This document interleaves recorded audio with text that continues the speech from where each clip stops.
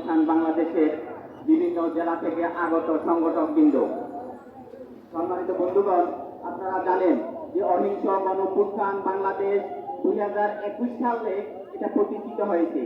এই সংগঠনের মূল লক্ষ্য উদ্দেশ্য ছিল যে এই দেশ থেকে যে হাজার হাজার কোটি টাকা বিদেশে পাচার হয়ে যায়, সেই পাচারকৃত টাকা এই দেশে ফেরত এনে এই দেশে যারা পুঁজিহীন মানুষ আছে, পুঁজির অভাবে ক্ষুদ্র ব্যবসা করতে পারছে না, সেই পুঁজিহীন মানুষের মাঝে বন্টন করার জন্য এই অহিংস গণঅভ্যুত্থানের সৃষ্টি হয়েছে।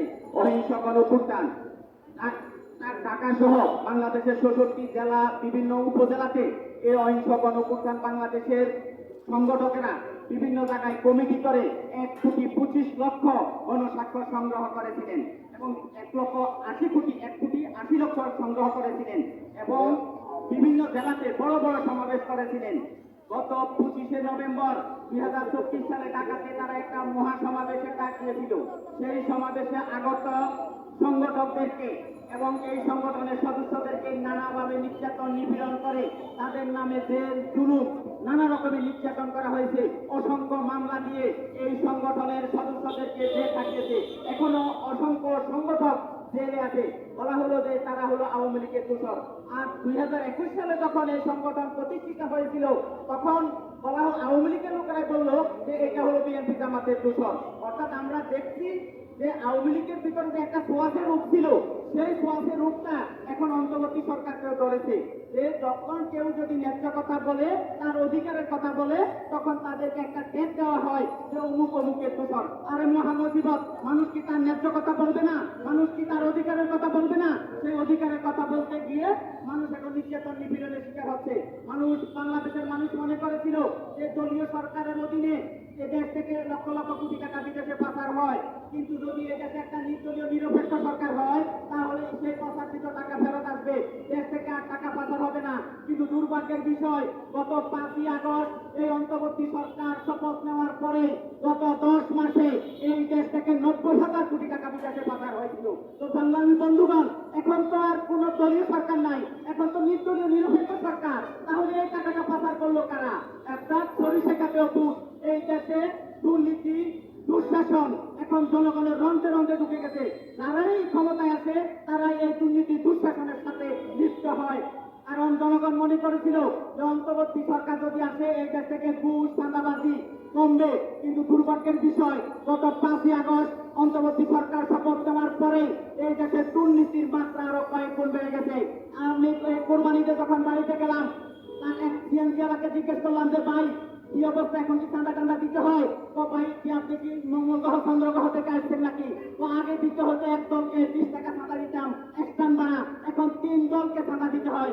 এক দল আসে সমন্বয়ক, এক দল আসে অমুক অমুক দল তমুক দল আইসা, তো এখন 60 টাকা চাঁদা দিতে হয়। এই হলো আমাদের অন্তর্বর্তী সরকারের গত 10 মাসের সফলতা।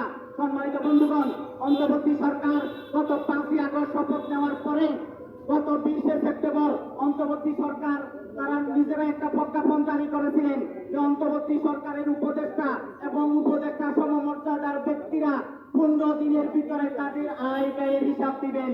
কিন্তু দুর্ভাগ্যের বিষয়, গত 10 মাসেও অন্তর্বর্তী সরকারের উপদেষ্টারা কোনো আয় ব্যয়ের হিসাব দেন নাই। তাহলে এই উপদেষ্টারা তাহলে কি তারা ভিতরে ভিতরে দুর্নীতি করতেছেন? আর দুর্নীতির লক্ষণ তো আলামত তো আপনারাই দেখতেছেন যে 3 জন উপদেষ্টার পিএসকে বহিষ্কার করা হয়েছে। দুর্নীতি দমন কমিশন তাদের বিরুদ্ধে মামলা করেছিল।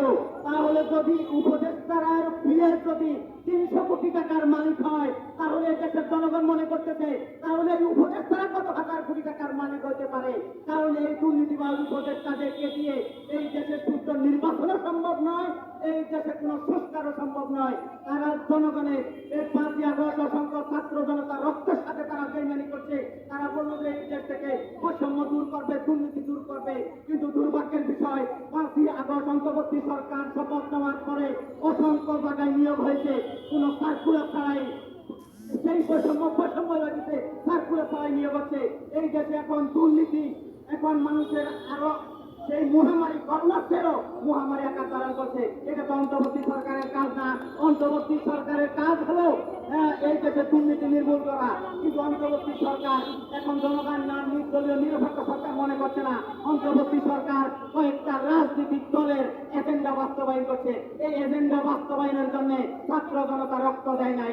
সম্মানিত বন্ধুগণ, এই দেশের জনগণ এখন মনে করছে যে অন্তর্বর্তী সরকার হলো সেই যে মারাঠিদের বর্গিক শাসন চলছে এখন বাংলাদেশে। আপনারা জানেন যে বর্গিকের যে দুঃশাসনের কথা শুনে মা বাবারা তাদের ছেলে মেয়েদেরকে ঘুম পাড়াইতো, যে খোকা ঘুমালো, পাড়া জুড়ালো, বর্গি এলো দেশে, ফুলপুলিতে টান খেয়েছে, খাজনা দিব কিসে? কারণ সেই দুর্দর্শ বর্গিক শাসন চলছে। এই 10 মাসে কেউ যদি চাঁদা নিয়ে দেয় তার ছেলে সন্তানদেরকে এখন ধরে নিয়ে যাচ্ছে। আপনারা দেখছেন আজিমপুরে একটা বাবায় সে চাঁদা দেয়নি দেখে তার শিশু সন্তানকে ধরে নিয়ে গেছে।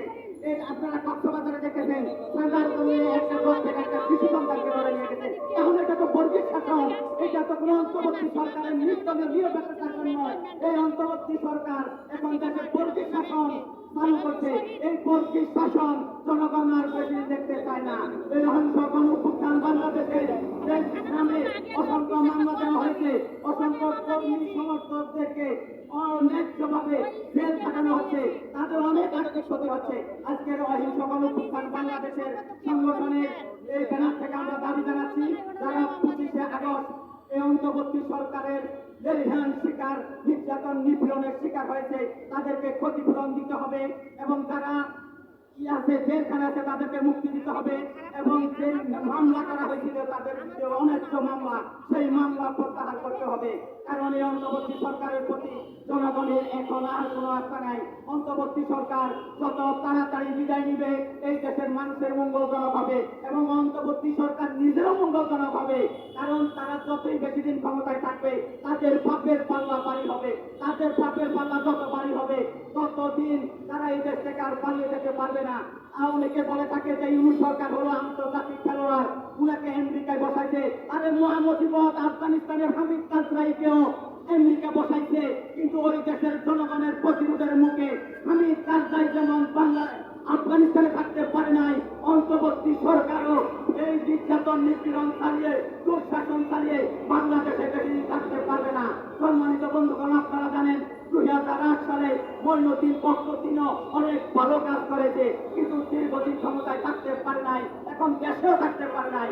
অন্তর্বর্তী সরকারও যদি এইভাবে নির্যাতন জুলুম দুর্নীতি করতে থাকে এই দেশের জনগণ অচিরে তাদেরকে বিচারণ করবে। তাদেরকেও পালিয়ে যেতে হবে। এই দেশের জনগণ, বাংলাদেশের জনগণ দীর্ঘমেয়াদী কোনো দুর্নীতি দুঃশাসন অপশাসনকে মেনে নেয় না। তাই অন্তর্বর্তী আজকের এই মঞ্চ থেকে আমরা দাবি জানাচ্ছি, অহিংস গণঅভ্যুত্থান বাংলাদেশের সকল কর্মী সমর্থকদের নামে মিথ্যা মামলা প্রত্যাহার করতে হবে। তাদের আইন পাল্টে দুর্নীতি বিদেশ থেকে পাচারকৃত টাকা আনার জন্য যে আইন করার জন্য প্রধান উপদেষ্টাকে স্মারকলিপি দেওয়া হয়েছে, সেই স্মারকলিপি অনুপাতে আইন পাশ করে বিদেশ থেকে পাচারকৃত টাকা ফেরত এনে এই দেশের খেটে খাওয়া মেহনতি মানুষের মধ্যে যারা এই 1,80,00,000 সদস্য তাদের মাধ্যমে সহজ শর্তে সহজ কিস্তিতে বিনা সুদে ঋণ দিতে হবে। অন্তর্বর্তী সরকার বলছে যে বিদেশ থেকে পাচারকৃত টাকা আনা সম্ভব। সেই কথা তো এই অহিংস সংগঠনের সদস্যরা 3 বছর আগে বুঝতে যে পাচারকৃত টাকা ফেরত আনা সম্ভব।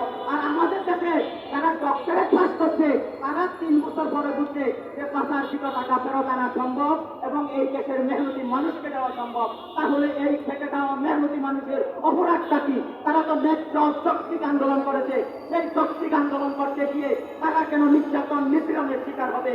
এইটা এই অন্তর্বর্তী সরকারের টোটালি রীতিমতো দুঃশাসন। আমরা বাংলাদেশের জনগণ এই দুর্নীতিবাজ উপদেষ্টা, এই দুর্নীতিবাজ অন্তর্বর্তী সরকারকে বাংলাদেশে আর বেশি দিন দেখতে চায় না। জনগণ এদের পদত্যাগ দাবি করছে। আমিও আজকের এই সংগঠনের পক্ষ থেকে তাদেরকে দাবি জানাচ্ছি, তারা যদি বিদেশ থেকে পাচারকৃত টাকা ফেরত এনে এই সমস্ত মেহনতি মানুষের মাঝে বিনা সুদে বিনা জামানতে যদি সেই সহজ শর্তে সহজ কিস্তিতে ঋণ না দেয় তাহলে 1,80,00,000 আপনাদের বিরুদ্ধে রাস্তায় নামতে বাধ্য হবে। ধন্যবাদ আপনাদের সকলকে।